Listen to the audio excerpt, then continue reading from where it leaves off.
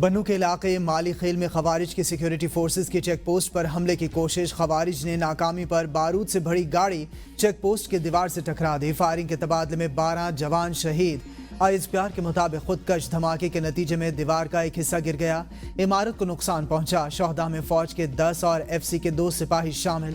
جوابی firing میں 6 خوارج ہلاک۔ 24 نومبر کا احتجاج کامیاب بنانے کے لیے بانی PTI کی اہلیہ بشرا بی بی میدان میں آ گئیں۔ وزیر اعلیٰ KP سمیت تمام ذمہ داروں کی کلاس لے لی۔ احتجاج ناکام ہونے کی صورت میں تمام اہم عہدیداروں کو گھر بھجوانے کی دھمکی۔ اس بار غلطی کی کوئی گنجائش نہیں، جلسہ انتظامات خود مانیٹر کرنے کا فیصلہ۔ وزیر اعلیٰ کی مشیر مشال یوسفزئی بشرا بی بی کی معاونت کریں گی۔ پارٹی ذرائع کا کہنا ہے تمام ڈویژنل صدور، وزراء اور اراکین اسمبلی براہ راست بشرا بی بی کو رپورٹ کریں گے۔ جلسے کے انتظامات کے لیے پارٹی رہنماؤں، اراکین اسمبلی، سینیٹرز اور وزراء کو پارٹی فنڈز دینے کی ہدایت۔ مرنے مارنے والوں کے لیے ریاست کے پاس A سے Z تک سارے پلانز ہیں۔ پچھلے لانگ مارچ پر خیبر پختونخوا کا 81 کروڑ روپے لگا، اب کہاں جا رہا ہے؟ 58 کروڑ روپے دیں پھر بات ہوگی۔ مشیر اطلاعات پنجاب عظمہ بخاری کی میڈیا سے گفتگو، کہا ہر MPA اور MNA کو 2-2, 4-4 لاکھ روپے دیے جا رہے ہیں۔ یہ صوبے کے پیسے ہیں، آپ کے باپ کے نہیں۔ کسی کی محبت میں اتنا آگے نہ نکل جائیں کہ پاکستان کی بربادی نظر نہ آئے۔ انہیں پشاور ہائی کورٹ سے بلین کٹ قسم کا ریلیف مل جاتا ہے۔ بغیر تصدیق چیزیں سوشل میڈیا اکاؤنٹس پر پوسٹ کر دی جاتی ہیں۔ سائبر کرائم پر FIA کو دوبارہ آرگنائزڈ کیا جا رہا ہے۔ PTI میں اختلافات کی خبریں جعلی حکومت کی خواہش ہو سکتی ہے، حقیقت نہیں۔ جعلی حکومت دل بہلانے کی بجائے اپنے بوریا بستر گول کرنے کی تیاری کرے۔ مشیر اطلاعات بیرسٹر سیف کا بیان، کہا بانی PTI سمیت سیاسی قیدیوں کی رہائی کے لیے ہم سب ایک پیج پر ہیں۔ جعلی حکومت حواس باختہ ہو چکی، نوجوانوں کے حوصلے 24 نومبر کے لیے بلند ہیں۔ جعلی حکومت کو چاروں شانے چت کرنے کا وقت آن پہنچا۔ راولپنڈی، اسلام آباد سمیت پنجاب کے مختلف اضلاع میں آٹا مہنگا، 80 کلو آٹے کی بوری کی قیمت میں 1300 روپے کا اضافہ۔ نان بائی ایسوسی ایشن کا ہنگامی اجلاس طلب، 80 کلو آٹے کی بوری 6600 روپے سے بڑھ کر 7900 روپے تک پہنچ گئی۔ 80 کلو فائن آٹا میدا 7600 روپے سے بڑھ کر 8900 تک پہنچ گیا۔ دکانداروں کا کہنا ہے کہ فلور ملز مالکان نے از خود اضافہ کر دیا۔ سپریم کورٹ کے آئینی بینچ میں تمام کرپٹ سرکاری عہدیداران کو برطرف کرنے کی درخواست ناقابل سماعت قرار دیتے ہوئے خارج۔ جسٹس جمال خان مندوخیل نے درخواست گزار کو مخاطب کرتے ہوئے کہا کہ آپ کا کون سا کام نہیں ہوا، عدالت کو بتائیں۔ اس کا کیا مطلب ہے کہ ہاں صدر، وزیر اعظم، اسپیکر اور پارلیمنٹیرین سب کو نکال دیں؟ درخواست گزار نے کہا سسٹم تباہ ہو چکا ہے، سچ کوئی نہیں سننا چاہتا۔ جسٹس محمد علی مظہر نے کہا کہ آپ نے اپنی درخواست میں کسی سرکاری افسر کا نام تک نہیں لکھا۔ جسٹس عائشہ ملک نے ریمارکس دیے، آپ کی درخواست میں استدعا ہے کہ تمام سرکاری ملازمین کام نہیں کرتے، انہیں فارغ کریں۔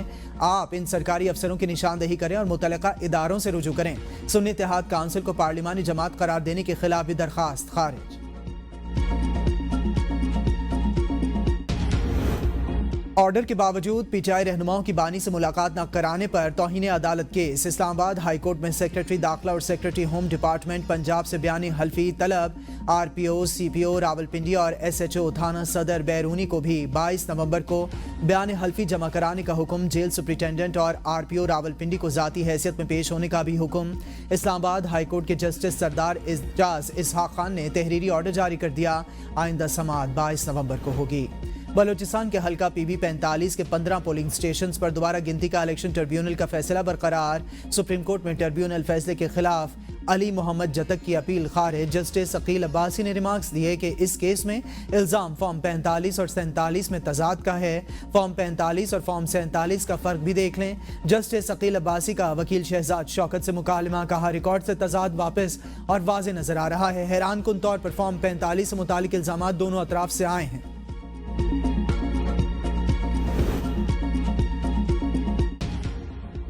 پشاور ہائی کورٹ میں 26ویں آئینی ترمیم کے خلاف درخواست دائر جو کی گئی تھی اس کو خارج کر دیا گیا۔ درخواست کی سماعت چیف جسٹس اشتیاق ابراہیم اور جسٹس وقار احمد نے کی۔ 26ویں آئینی ترمیم کو غیر آئینی طریقے سے اسمبلی سے منظور کیا گیا۔ وکیل درخواست گزار، ترمیم سے آئین کا پورا ڈھانچہ متاثر ہونے کا خدشہ۔ ایڈیشنل اٹارنی جنرل نے کہا درخواست قابل سماعت نہیں، چاروں صوبائی حکومتوں کو فریق بنایا گیا۔ ہائی کورٹ اگر اس درخواست پر فیصلہ کرتی ہے تو پھر پورے ملک کے لیے ہوگا۔ ہائی کورٹ صرف صوبے کی حد تک آرڈر کر سکتی ہے۔ سیاست بری چیز نہیں، چند لوگ نوجوان نسل کو اپنے مقاصد کے لیے استعمال کر رہے ہیں۔ 24 نومبر کو کچھ نہیں ہوگا، آپ حکومت کو یرغمال نہیں بنا سکتے۔ سندھ کے سینئر وزیر شرجیل انعام میمن کا تقریب سے خطاب، کہا ڈونلڈ ٹرمپ کسی کو نہیں چھڑوانے والا، کچھ لوگ خوش فہمی میں مبتلا ہیں، ٹرمپ بانی پی ٹی آئی کو رہا کرائے گا۔ پاکستان میں اس وقت عوامی نمائندوں کی حکومت نہیں، 18 سیٹوں والا وزیر اعظم بن گیا۔ 24 نومبر کا احتجاج کسی ایک جماعت کا یا فرد کا نہیں، یہ احتجاج ہر پاکستان کے لیے ہے۔ فواد چودھری کی میڈیا سے گفتگو، کہا اگر مذاکرات سے حل نکلتا ہے تو اسے کمپرومائز نہ سمجھا جائے۔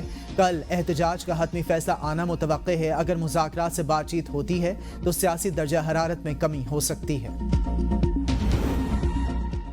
پنجاب کا سب سے بڑا ہسپتال میو ہسپتال مسائل کا گڑھ بن گیا۔ ایمرجنسی میں ادویات نایاب، ڈرپ سیٹ، خون کے ٹیسٹ کی کٹس اور بچوں کا برنولا ختم۔ آپریشن کے لیے استعمال ہونے والا دھاگا بھی غائب، سرجیکل سامان بھی مریضوں کو لکھ کر دیے جانے لگا۔ اکلوتی سٹی سکین مشین 5 روز سے خراب، ایڈمن اس وقت بے بس ہے۔ ایڈمٹ مریض باہر سے ٹیسٹ کرانے پر مجبور ہیں۔ ایمرجنسی کے ایکس رے مشین بھی تکنیکی خرابی کے باعث 4 گھنٹے بند اور 4 گھنٹے چلائی جاتی ہے۔ او پی ٹی میں بھی ادویات کی شدید قلت ہے، ڈاکٹرز مریضوں کو مہنگی ادویات لکھ کر دینے لگے۔ مالم جبہ میں موسم سرما کی پہلی برف باری، پہاڑوں نے سفید چادر اوڑھ لی۔ ملک بھر سے سیاحوں کی بڑی تعداد مالم جبہ پہنچ گئی۔ سیاح خوبصورت نظاروں اور فلک بوس پہاڑوں سے لطف اندوز ہوتے رہے۔ ملک بھر سے آئے سیاحوں نے وادی مالم جبہ کو جنت کا ٹکڑا قرار دے دیا۔